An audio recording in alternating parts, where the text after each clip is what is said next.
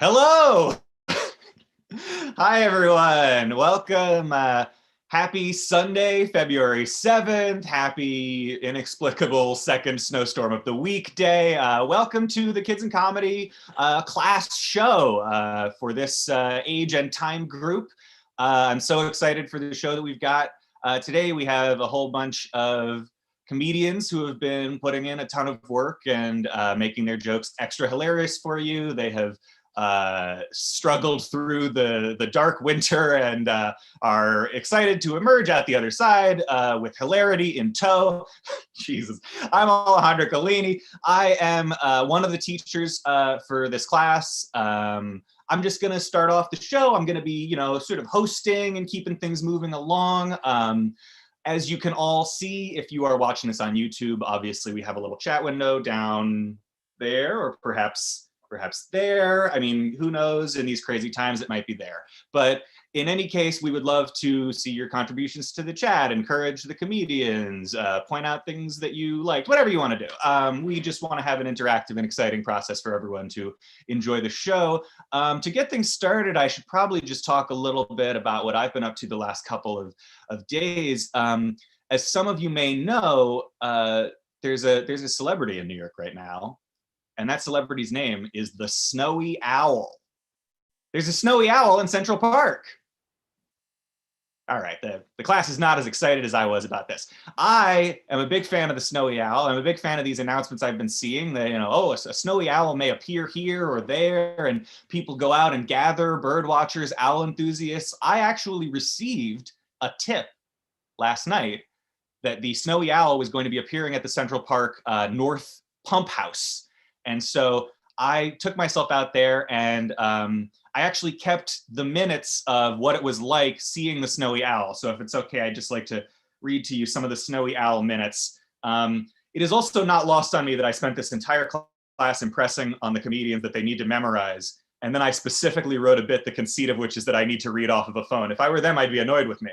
But these are the Snowy Owl minutes. So 5 p.m., I arrived at the Central Park Reservoir, the North Pump House. Of course, at this point, the sun was just beginning to set. I began to set up my Snowy Owl Command Center. This is a sort of network of tents and, lawn chairs, a hot plate, a personal entertainment system, everything I think I'm going to need for my Snowy Owl experience. Of course, by 5:30, the sun had set. The area was becoming crowded with both owl enthusiasts and nervous stacks of woodland creatures in trench coats impersonating human beings. I asked one of them where they worked, and they told me they worked at the Human Food Store. That is a dead giveaway.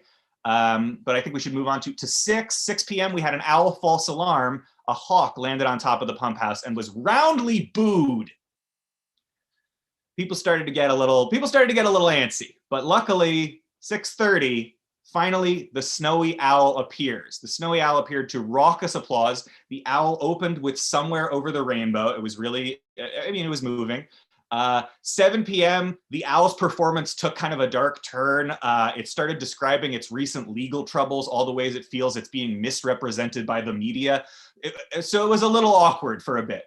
But the owl, 7:30, the owl won us back, regurgitated some weasel bones. Everyone in the crowd lost it. Oh my God, it was amazing. Me and a guy had our arms around each other. It was really just it was special, Of course, at 8 o'clock, the Snowy Owl did an encore. The owl did sleight of hand magic. Bending quarters, levitating small objects. I know a little bit of street magic, so I could understand sort of how the owl was doing it, but it was definitely fun to see with an excited audience. There was, after the owl's appearance, a short question and answer session at about 8:30. It went smoothly. There was one really scary moment where a woman stormed the stage screaming, "Stop the normalization of political violence against the mice!" But she was, the security sort of moved her away from the stage, and there were a lot of profound observations on the nature of flight and, the pressures of being named the Snowy Owl all year round. Of course, 9 p.m., after party baby. Everyone crowded into Bill Maher's penthouse. People are, getting crazy. No one's wearing masks. Ariana Grande's there licking donuts left and right. Paul McCartney was there. He wasn't even playing music. He was just spitting champagne into people's mouths. It was a disaster. I don't even drink, but I got overexcited. That night ended pretty badly for me. Around 5 a.m., I was arrested in the financial district for trying to beat up that big metal bull.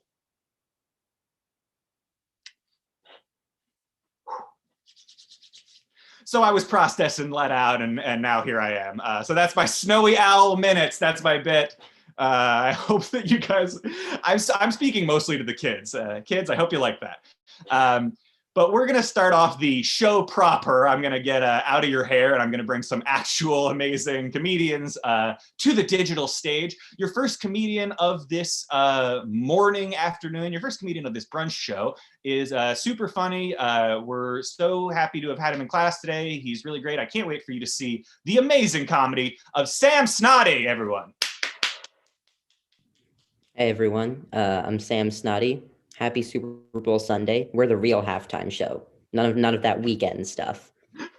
So the pandemic, it was pretty scary going outside during the pandemic early on in May and June.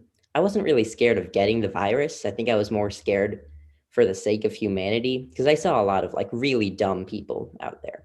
I saw a woman wearing a snorkel as a mask, which I get it. Like 2020, it was a crazy year. You might not be ready for the pandemic, but if we get Noah's Ark Part 2, I mean, she's surviving and we're not. So I saw another person that was, he was going around like just coughing on people. I think it was for like a YouTube video, probably titled something like, "Not clickbait, giving people COVID, the results are crazy." And sometimes I think I was the one doing the scaring though, like I go outside and I have a water bottle and I want to take a sip of the water and I start choking on my water and everyone just gets like 20 feet away from me as soon as possible. And so I have to explain to everyone like, hey, I don't have COVID.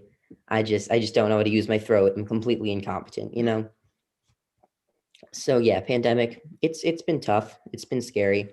But I found something to get me through it. And that something is Survivor. So Survivor's become one of my favorite shows over the past few months, and I think the reason for that is because there's this rule of dudes everywhere. Every guy that I know, they one, they love drama and gossip and stuff like that, and number two, even more than they love drama and gossip, they hate admitting that they love drama and gossip. So Survivor's perfect. We're like, yeah, I watch this show for the strategy, the surviving, because I'm a man. But deep down, it's like, oh my God, Randy just told Ashley that she's annoying. It's like the greatest thing I've ever seen, And so I think that the best parts of Survivor, I got my three favorite parts are the romance between the hottest person on the season and every single member of the opposite gender. At least like a third of the male characters having no personality other than abs, and all the three POC characters, everyone else is white for some reason.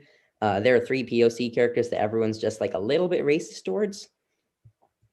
So yeah, so I like rap music, but I feel like and I understand it's not for everyone, but I feel like there are people that are like vocally anti-rap music. They've usually got something else going on. Like you're talking to one of these people and you're like, hey, what kind of music you listen to? Oh, I only listen to the underground, really underground. You never heard of it. Stuff like Led Zeppelin, Tom Petty, Rolling Stones. Oh, that's cool. I'll check it out. So what about rap music? You like any of that? Nah, I don't like rap. Only rapper I listen to is Eminem. Oh, really? Huh? No Kendrick Lamar or Tupac. Nah. I don't listen to them. They're too gangster for me. They only talk about like drugs and stuff. Doesn't like every single one of the artists that you said you like talk about drugs? Like Tom Petty, he has a song called Mary Jane's Last Dance. I think, okay, you caught me. I think the Confederacy should have won. Congratulations. Speaking of people that thought the Confederacy should have won, So I've been thinking about what happened in the Capitol lately, over the past month. And I do think that the people that stormed the Capitol should be arrested and put in jail. But the reality is they got off with not as much as they might have deserved. So I'm thinking that we should have raided the Capitol years ago. Like I probably couldn't. I think my skin tone is just a few shades too dark. But for all of my white friends out there, you guys should have raided the Capitol already. Come on. Not for political reasons or anything, just to see what the government is hiding from us. Like we could have taken a look at all the footage the FBI has of us through our webcams, or added a couple zeros to the stimulus checks. Could have brought it up to like $700, but no, you have to sit in Nancy Pelosi's chair. Come on, guys. And what really makes me upset is we remember Area 51 when we were all like, yeah, we're gonna raid Area 51, and then everyone chickened out, but we raided the Capitol instead. I think what happened was we just got the two mixed up. Like we thought Mitch McConnell was the alien, which I understand. I can see the resemblance. Thank you, everyone. See you. Woo! All right. Excellent. Everyone continue giving it up for Sam Snoddy. That was such a great set. Also, I mean, who does not love a Gen Z classic rock reference? I know I do. That was so excellent. Great. We are going to keep this show, this bullet train, speeding along with your next comedian of the afternoon. I am so excited for you guys to hear this comedian's wonderful stories. He's super funny. Everyone, please welcome to the Zoom grid, Gabriel Dayan. Hi, thank you. You could call me Gabe. Thanks for having me. My dad makes sure I could have everything I ever wanted, which is amazing, and I'm really so grateful for everything he does for me. But when it comes to food, he sometimes overdoes it.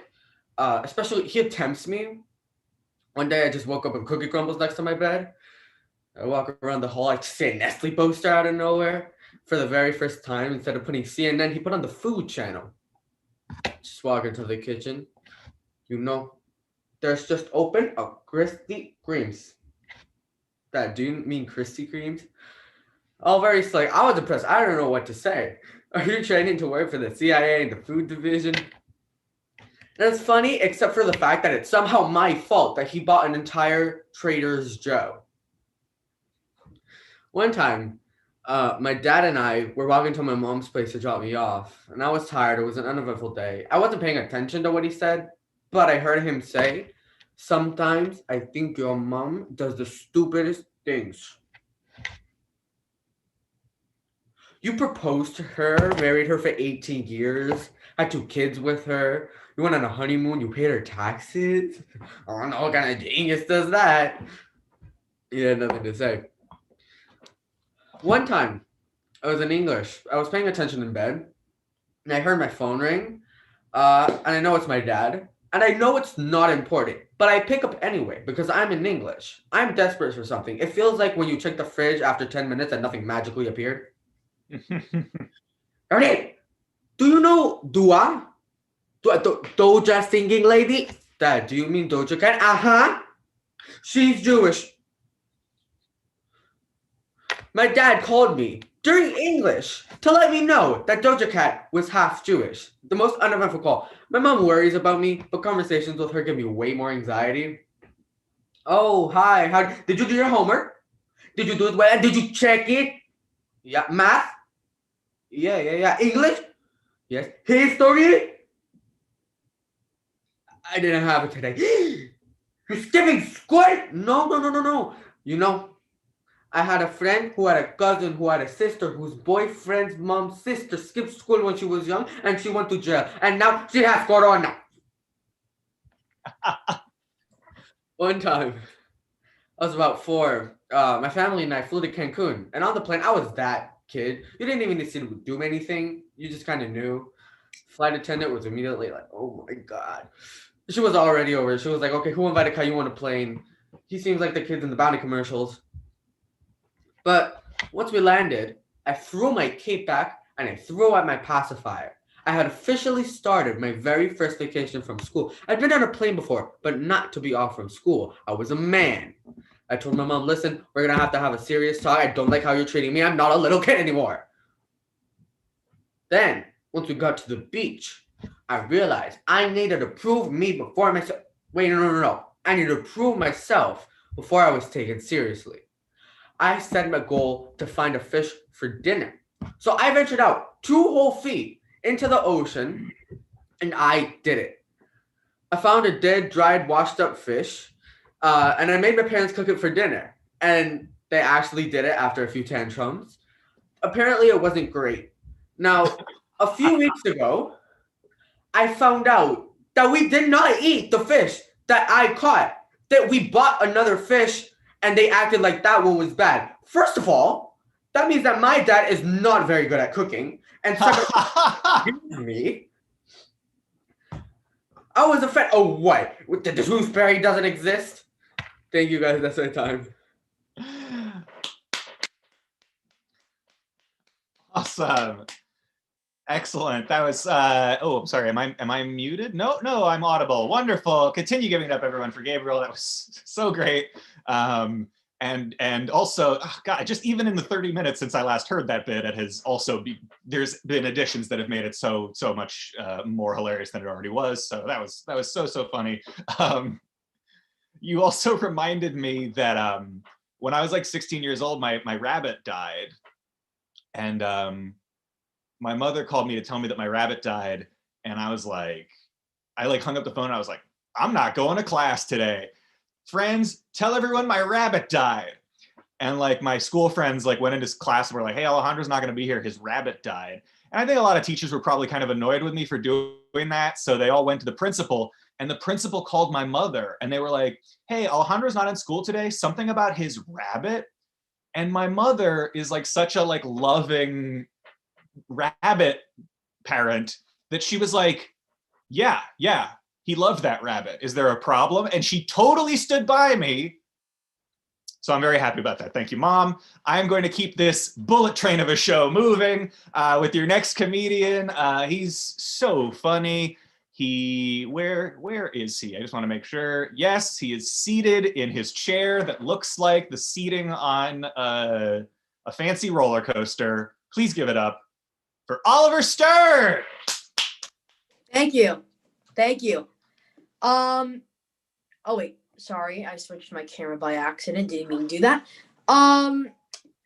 Today has been really fun so far. A lot of funny people, but let's bring down the tone a little bit. I want to be really serious about a particular topic. I feel really bad for him. The truth is, I feel bad for the flu. He's been left in the dust this year. No recognition, nada. Has anyone ever said to you this year, I got the flu? No, they haven't. Because everybody's wearing masks. The flu's not going around. He had a good run. He was a good guy. But he's on vacation. So flu, if you're watching, we hope to see you soon. Get better. Anyways, my mom, she has a lot of friends. And I can't really keep track of who's who. There's Robin, Stacy, Erica. There's so many ladies. I can't keep track of who's who. She's on the phone with a new lady every single day. And there's one lady. Her name's Perry. She's been really mean to my mom, both mentally and physically. And I've seen my mom being brought down by this person, and it just hurts me to my core to see my mom being treated like this. So one day I asked my mom, what's the deal? Who's this Perry lady? So turns out it was perimenopause. So also it turns out that I need to learn some Haftarah to become a man. What's that all about? All of a sudden, I need to learn a brand new language to be lifted in the chair and hand out cheesy swag bags. Come on. Also, my mom always tells me to practice a brand new language, my Torah portion, but I don't tell her to practice her Spanish. At Mexican restaurant, she's the worst. She's like, hi, this is Liz. Me like una fajita, por favor, gracias. Buenos dias. Also, my bar mitzvah has been delayed 3 times, so I think it's at the point where I think it should just get canceled. Not like take it off my agenda cancel, like I did something controversial, Twitter cancel. You know, I mean, that would put my rabbi out of a job, but that's not good. But also, don't get me wrong, I would hate to see my Aunt Linda, I haven't seen in 10 years. She comes over to me, say, Ollie, you rocked it on the Beamer. Kiss me on my forehead and give me $50 worth of scratch offs. Also, I wouldn't like a socially distanced service either. Like, I wouldn't like my yarmulke covered in disinfectant or Lysol and kiss the Torah from 6 feet away.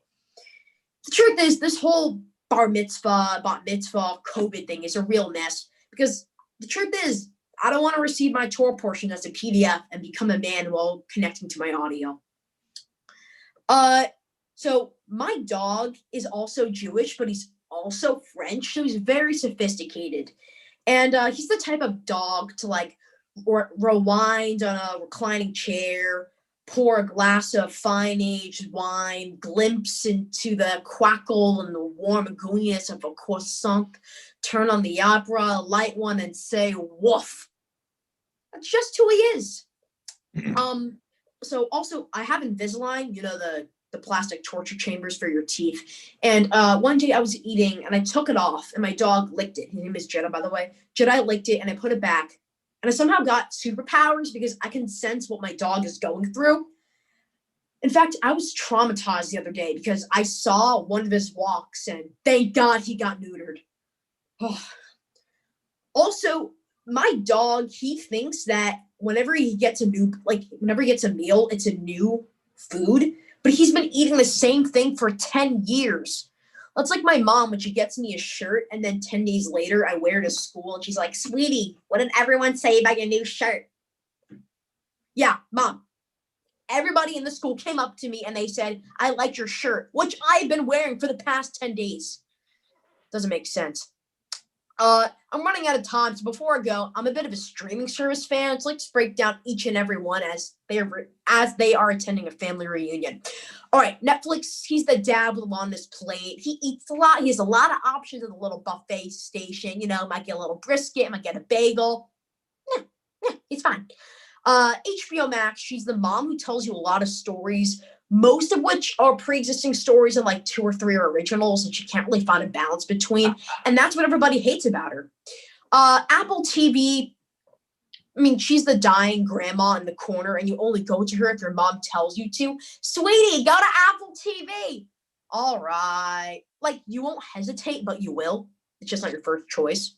Hulu, it's the cousin who recently came back from circus camp and has a lot of injuries, and the parents don't know that to pay a lot of bills. A lot. And Quibi, dead, drop dead on the table. I didn't even know she existed in the first place. Oh. I'm Oliver Stern. That's my time. Good night. Oliver Stern, everyone. Keep it going.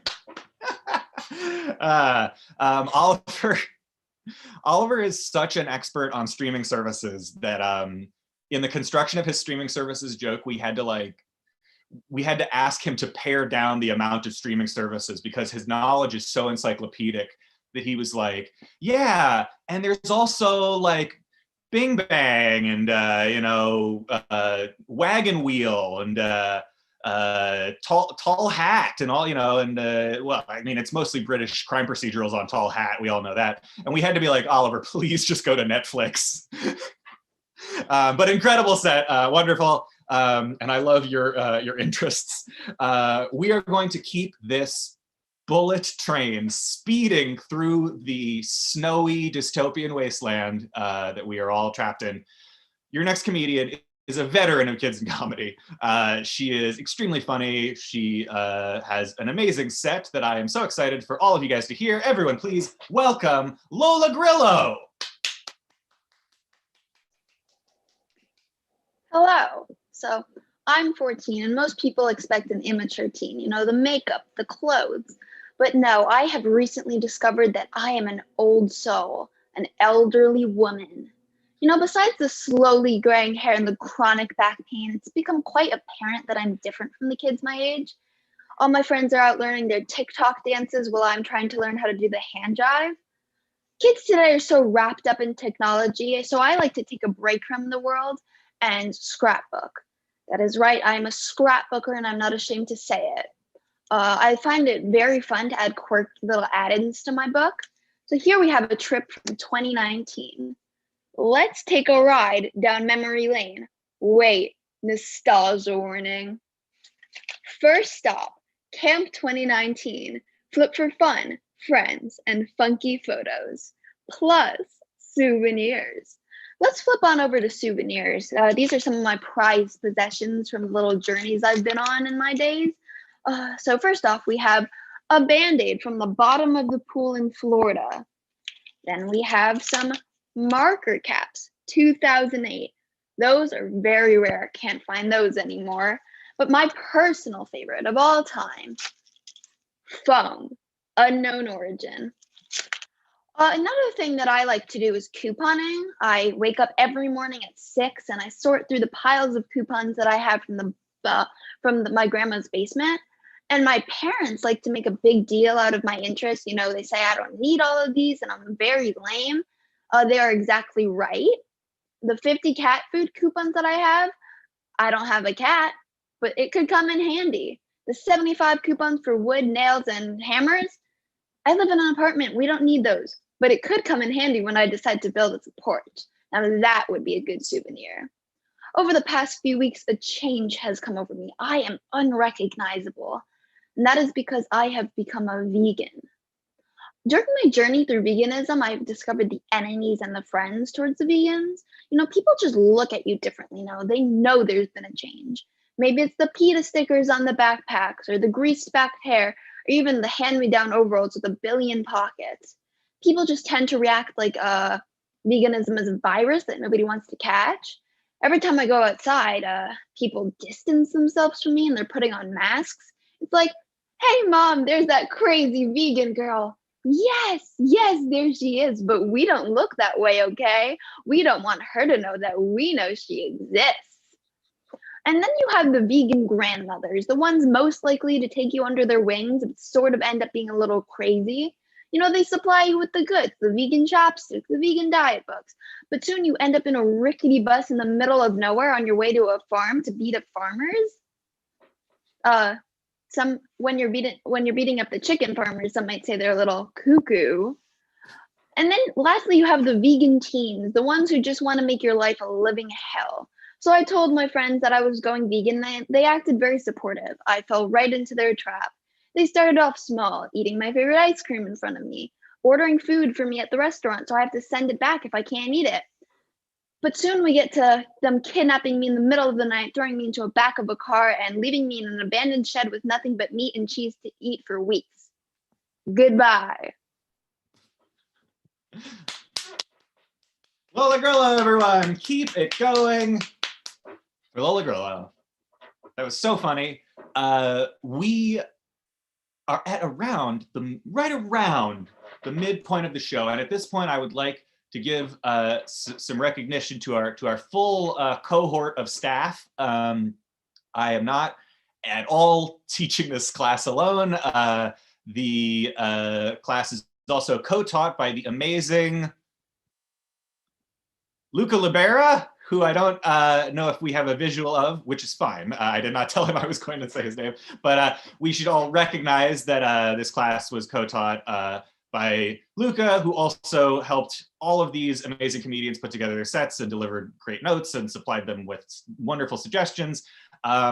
We also have an intern in this class, the amazingly talented Maya Arden, who is actually going to do a set for you at this moment. So please recognize her amazing contributions to the class and please enjoy her excellent set. Maya Arden, everyone.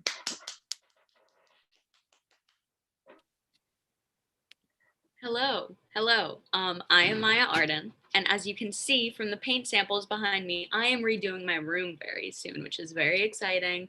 The first time I did my room was in 5th grade, which you can probably tell by my initial color choice. So, you know, I'm a junior in high school. I'm leaving for college in a few years, so my parents decided when's the best time to let her redo her room? When she's not going to have it anymore. So that's super fun. And I've been looking through all my stuff. You know, I've been needing to throw away a lot of stuff, and I don't like throwing away things. I feel like everything has a kind of energy in a way. Like I'm really into energy, like spirituality, astrology, all that kind of stuff. And I've found myself, because, I can't go outside, I've found myself giving astrological readings to some things in my room. And I just want to share them with you because they are what is keeping me sane, if you consider this sane. So first we have this lockbox. He does have a key. I don't know where it is. I probably threw it away ages ago.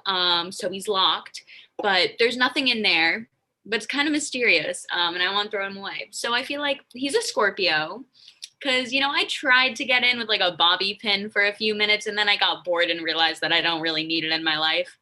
But, I'm going to keep him around. Next, we have this headless cardboard cutout of Ringo Starr. You can't tell that it's Ringo Starr, but trust me, it's Ringo Starr.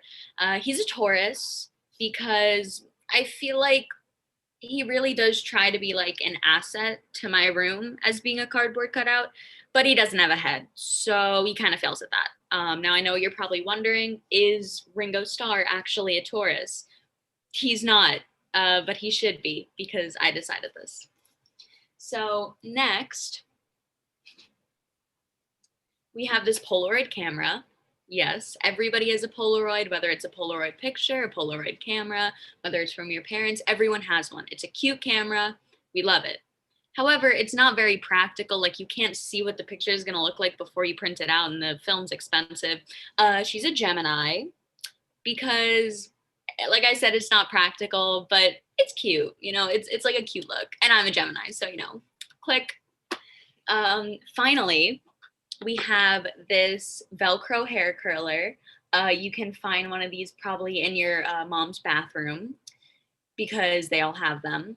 She's an Aries because she can either make or break a situation, right? Either she's going to give you luxurious curls or you will have to cut off all of your hair because you cannot get her out of it. Now, those are some of my things that they're discovering themselves during COVID. I'm discovering myself too, right? I've been getting really, really into Instagram lifestyle influencers.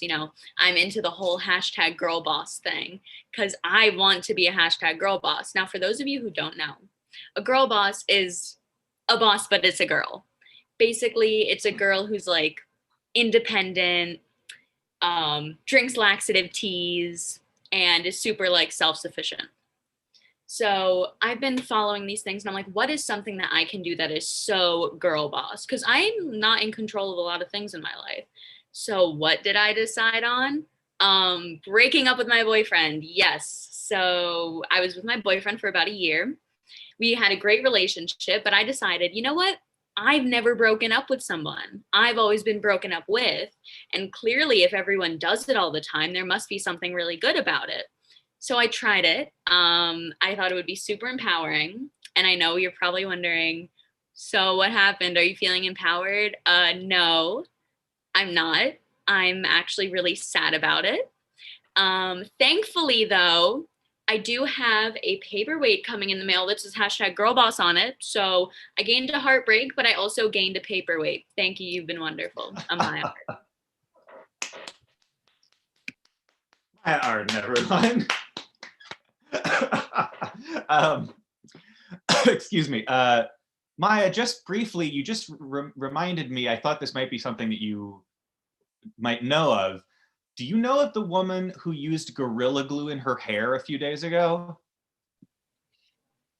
Oh, it's like a viral internet thing. A woman, like rather than using like setting spray on her hair, she used Gorilla Glue, and now she has to go to the hospital because her hair has set in a like action figure hair sort of. All right, your next comedian, everyone. Your next comedian is coming to the stage. I'm sure he loved that I made that digression before his set.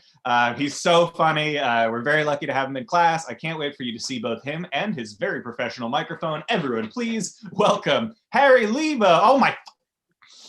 Thank you. I just want everyone to know that my set is open for interpretation, but not for notes. I'm talking to you, Mom. I don't understand my dad's mentality when it comes to food. Like, he'll buy it, and instead of eating it, he'll just wait And I don't even mean like he'll quarantine it for COVID reasons. Like he will wait so long that other viruses will start to appear on the food. Personally, I like my bread fresh, but he likes that expired taste. His favorite condiment is mold. You know how they throw out food at the grocery store if nobody buys it? Well, that's when he likes it the most. He's like a raccoon with glasses. He only likes watermelon when it's not in season. Someone needs to tell him that not everything ages like fine wine. Some things age like you. But I never understood why he waits. A lion doesn't kill a gazelle and say, I just got this one. Let me wait 3 days. But deep down, I think he's just upset because I have better survival skills than him. But he has some qualities that would help him survive in nature. For example, he's a very light sleeper. If you live on the East Coast and you've ever gotten up in the middle of the night, you've probably woken up my dad. But he's not great at blending in, though, like in terms of his personality. The other day, we went to get blood drawn from me, and I could tell his personality wasn't clashing well with the personality of the woman at the front desk. I remember she said, if you're here for a drug test, make sure you drink water because we're not trying to make you pee. And I could tell it was messing with his head. I don't know why. It's not like we were there for a drug test. And so the son in me was like, all right, he's nervous. We should leave. But the comedian in me was like, what if I asked them for a drug test? And we had to go early, not because of the woman at the front desk, but because when I volunteered for a drug test, they found a lot of Tylenol. I had a weird experience with a girl the other day. I was Snapchatting her, and her twin brother sent me a snapback from her account. It was very jarring. Because it went from "Hi, how are you?" to "What's good, bro?" And I didn't know you could just tag out of stuff like this when you had a twin brother or just a sibling in general. Because if I had known I could do that, I would have started doing that a long time ago. You could just tag out of a relationship whenever you want. That's awesome. Personally, I would tag out at any part where we're not with our family, because at the end of the day, that's really the best part of being in a relationship. It's the free extra family you get. A lot of people don't like seeing their significant other's parents. I love it. I like to get real close. And you can date their siblings so that you never have to find a new family. You can just walk into the family reunion like, what up, Uncle Jeremy? I switched positions, but I'm still on the team. I'm trying to get into spicy foods, but it's hard doing that as a white person because you don't really have much tolerance. It's kind of like being a blind person that wants to go bird watching. Uh, my mom wants me to be more careful about what I say and put on the internet. For example, I said something not so nice about a teacher the other day. I said that she looked like a praying mantis, and my mom found out. This was just something I said over the internet, but she found out and said, you shouldn't do that. Never put something in writing that you wouldn't want on the front page of the newspaper. And to that, I say, I would love it if that were on the front page of the newspaper. That is great promotion for my comedy career. I mean, it's funny, it's original. What else could you ask for? And if my son makes it on the front page of a newspaper, I'm not going to nag him. I'm going to congratulate him. Even if he killed someone, I wouldn't be proud of him, but like, that's the front page of the newspaper, and that's my son on the front page of the newspaper. That's kind of cool. And the front page of the newspaper, that's like a pretty good photo quality. You can use that for stuff. You can frame that and show it to people around your house. So this is my second grade photo. This is my third grade photo. And this is me a couple weeks ago storming the Capitol. All right. Thank you. You guys have been great. That's all for me.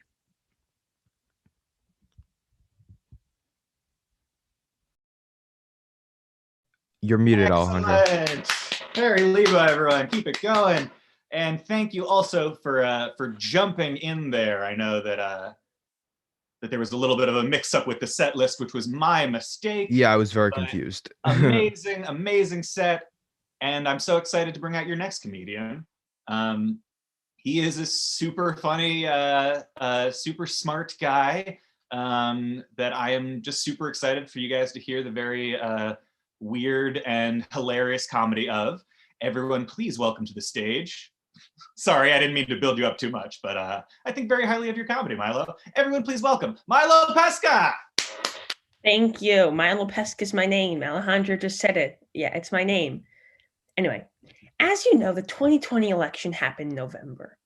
November, when times were better. Is that even possible?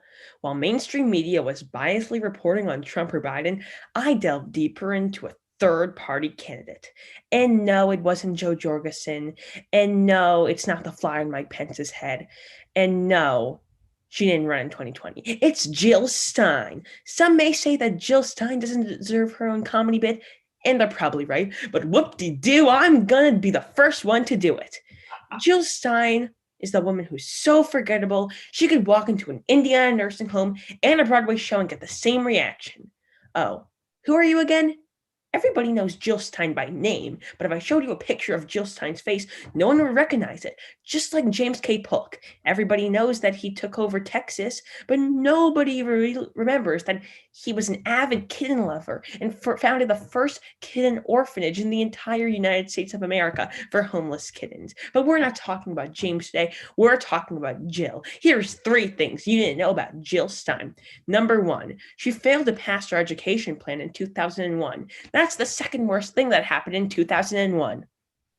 The first was Cars 2. Second, she stormed into the White House and asked Obama to get all the troops out of Iran. Obama was not happy. Let's just say she had to watch Cars 2 in a loop 2 times. I know it might not seem that bad at first, but then you have to realize this is Cars 2. There's no third fact. It's Jill Stein. What did you expect? Jill Stein may never win an election, but she'll always be a winner in my heart. No joke, she asked for a heart transplant. She was going to go with AOC's, but she stole her education plan.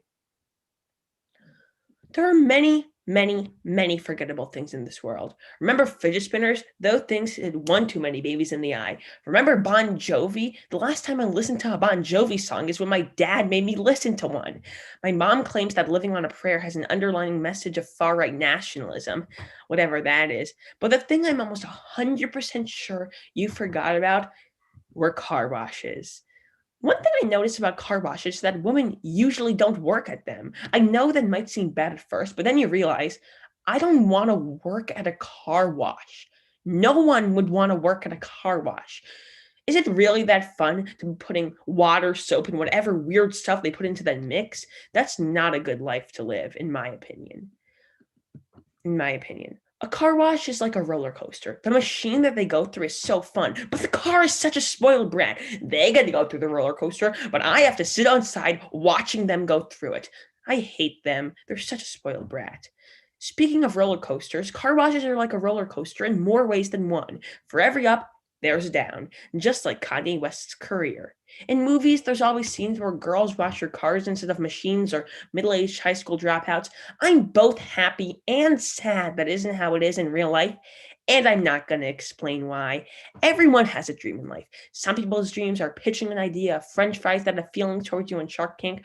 Other people's dreams are cheating on their girlfriend with a tree. And very, very, very few people's dreams are becoming a far-right nationalist.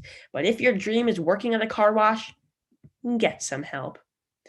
Family game night. A night of screaming, and a lot of screaming, and a tiny bit of turning on Fox News just to comment on how Sean Hannity dresses.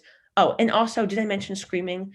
Family game night always starts off well, commenting on the capitalist nature of monopoly, the socialist monarchy that is the game of life. We talk about how sorry is only fun when you get sorry, just like how the only good part of a snowstorm is when it first lands, but the next day it turns all black and mushy and everybody hates that part. We talk about how battleship's a ginormous war at sea. Well, at least they're self-aware, and we never, never, never talk about Candyland. Please don't talk about Candyland at my house. The Lollipop Woods fiasco. The pop got stuck in his eye, and the stick got stuck in his... I'm not even going to say it.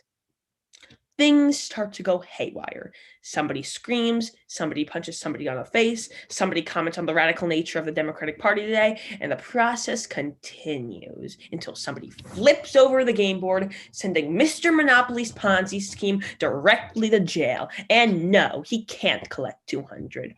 We all calm down after 75 mochas, a trip to a doctor's office to see if we have a mental illness, and about 17 weeks.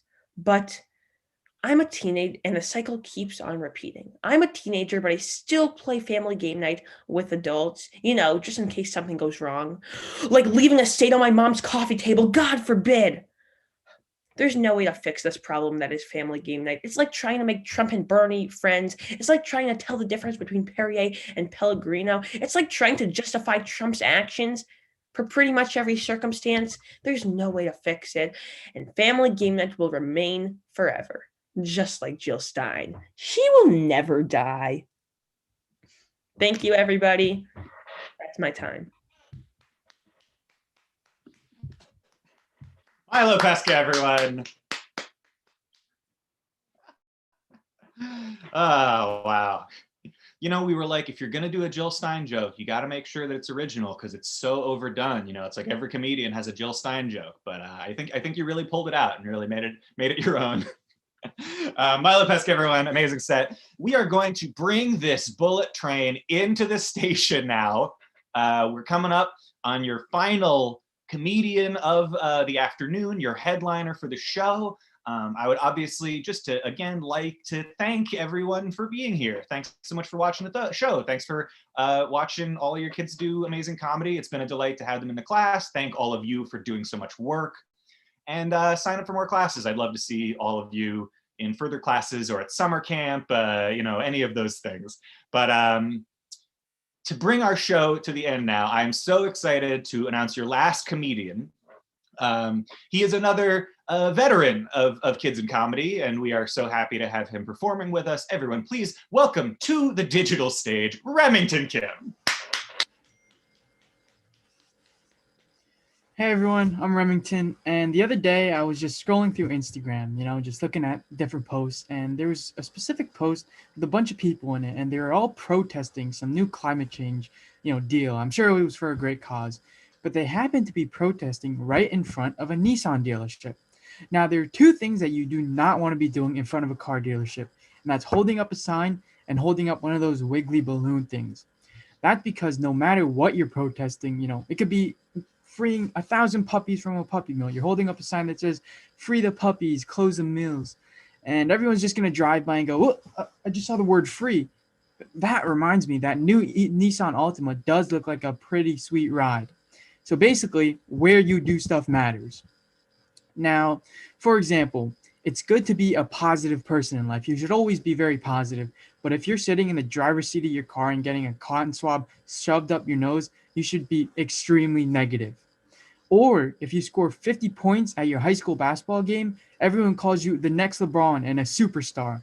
But if you score 50 points on your report card, you're going to be a super senior. Talk about a broken education system, right?